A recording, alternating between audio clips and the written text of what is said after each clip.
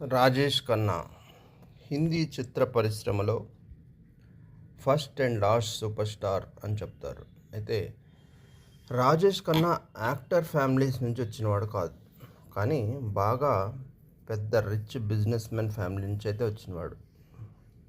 పెద్ద పెద్ద కార్లు, బంగ్లాలు. యాక్టర్ కాకముందే స్పోర్ట్స్ కార్ వాడినటువంటి అంత రిచ్ ఫ్యామిలీస్.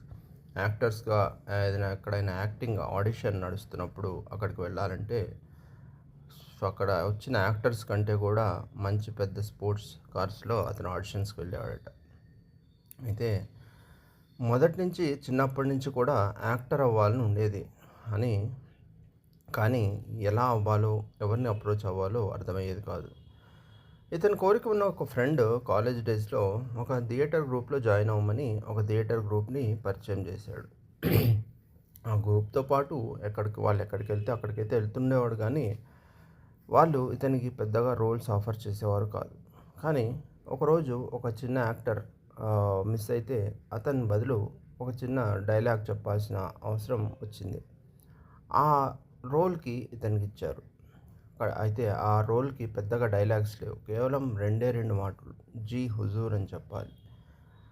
ఇతను బాగా ప్రిపేర్ అయ్యాడు, బాగా చేయాలనుకున్నాడు, కానీ కరెక్ట్గా అది ఆ నాటకం స్టార్ట్ అయ్యే టైంకి ఇతను తడబడిపోయి ఒకటి చెప్పాల్సింది ఇంకోటి చెప్పేశాడట. ఫ్యూచర్లో సూపర్ స్టార్ అయ్యే రాజేష్ ఖన్నా కూడా మొదట్లో ఫస్ట్ స్టెప్ దగ్గర ఎలా తడబడ్డాడో చూడండి. అయితే తర్వాత రోజుల్లో ఏ యాక్టర్కి లేనటువంటి ఒక స్కిల్ రాజేష్ ఖన్నాకు ఉంది. అదేంటంటే అబ్జర్వేషన్. ఒక పాత్ర ఇస్తే ఆ పాత్ర తాలూకు బ్యాక్గ్రౌండ్ ఏంటి, ఆ పాత్ర తాలూకు డైలాగ్స్ ఏంటి, ఆ పాత్ర ఎలా ఫీల్ అవుతాడు, ఏం పని చేస్తాడు, రిలేషన్స్ ఎవరు, ఇలా తన అబ్జర్వేషన్ తోటి దాన్ని విపరీతంగా తెలుసుకొని దానికి తగ్గట్టుగా యాక్టింగ్ చేయటం రాజేష్ ఖన్నాకి ప్లస్ అయింది. అది ఎలాగో చూద్దాం. ఈ థియేటర్ గ్రూప్తో పాటు వెళ్తుండగా ఒక టాలెంట్ హంట్ కాంపిటీషన్ జరిగింది. ఆ టాలెంట్ హంట్కి దాదాపు 10,000 మంది అటెండ్ అయ్యారు. అయితే వాళ్ళందరిని పక్కకు నెట్టి రాజేష్ ఖన్నానే నెంబర్ 1 అయ్యాడు. ఎలా అయ్యాడు అంటే ఇందాక చెప్పుకున్నటువంటి ఆ అబ్జర్వేషన్ స్కిల్ ఏదైతే ఉందో దానివల్ల అతను ఎంపికయ్యాడు. ఎప్పుడైతే జడ్జెస్ ముందుకు వెళ్ళాడో ఒక డైలాగ్ ఇచ్చి, ఈ డైలాగ్ నువ్వు ఎలా చెప్తావో చెప్పు అన్నారు.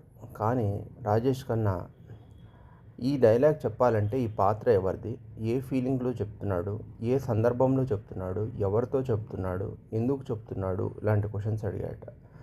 ఆ అటెండ్ అయిన అంతమంది యాక్టర్స్, అంతమంది వచ్చిన క్యాండిడేట్స్ ఎవరు కూడా ఇలాంటి క్వశ్చన్ చేయలేదంట. వాళ్ళు ఆశ్చర్యపోయి జడ్జెస్, నువ్వు నీ ఎక్స్పీరియన్స్ తోటి చెప్పు అన్నారట. తను ఇప్పటిదాకా చేసిన థియేటర్ గ్రూప్స్లో వేరే ఎవరైతే పాత్రలు చేశారో ఆ అబ్జర్వేషన్స్ చూసి తను ఆ పాత్రను అన్వయించుకొని ఆ డైలాగ్ చెప్పారట. దాంతో రాజేష్ ఖన్నా ఆ కాంపిటీషన్ విన్నర్గా నిలిచాడు. విన్నర్గా అయితే నిలిచాడు, కానీ అతనికి ఏ సినిమాలోనూ పాత్ర రాలేదు.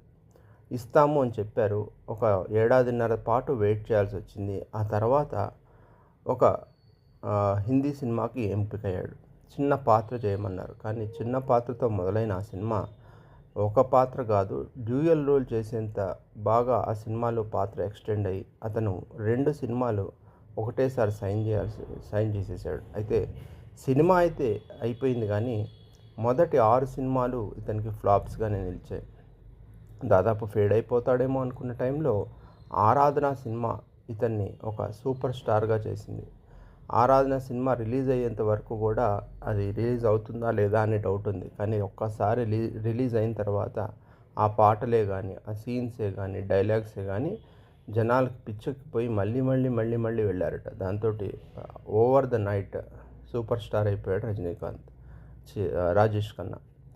సూపర్ స్టార్ అయిపోయిన తర్వాత ఇంత కష్టపడి సూపర్ స్టార్ అయితే అయ్యాడు, కానీ తను లైఫ్లో తీసుకున్న డెసిషన్స్ వల్ల తను రిలాక్సేషన్ అవ్వటం మొదలుపెట్టాడు. అంటే ఒక సినిమాలు అయితే వరుసగా వస్తున్నాయి, కానీ అర్ధరాత్రి దాకా పడుకోకుండా ఉండటం, డ్రింక్ చేయటం, లేకపోతే తను రిలేషన్షిప్స్లో తీసుకున్న డెసిషన్సే కానీ ఇవన్నీ అతనికి మైనస్ అయిపోయి ఓవర్నైట్ వచ్చిన స్టార్డమ్ 3 ఇయర్స్లోకి మొత్తం ఫినిష్ అయిపోయింది. ఆ తర్వాత ఎప్పటికీ కూడా అతను మళ్ళీ ఆ చూసిన స్టార్డమ్ మళ్ళీ చూడలేదు. అయితే రాజేష్ ఖన్నాకి మాత్రమే ఉన్న ఒక రికార్డ్ ఏంటంటే, ఒక ఏడాదిలో రిలీజ్ అయిన అన్ని సినిమాలు సూపర్ హిట్ అయినాయి. అది అమితాబ్ బచ్చన్ కూడా సాధ్యపడలేదు. అందుకనే రాజేష్ ఖన్నాని first and last super star అంటారు. ఈ పాడ్కాస్ట్ విన్నందుకు మీకు ధన్యవాదాలు చెప్తూ, మరిన్ని అప్డేట్స్ కోసం, మరిన్ని వీడియోస్ కోసం సబ్స్క్రైబ్ చేయండి. Thank you. హరీష్.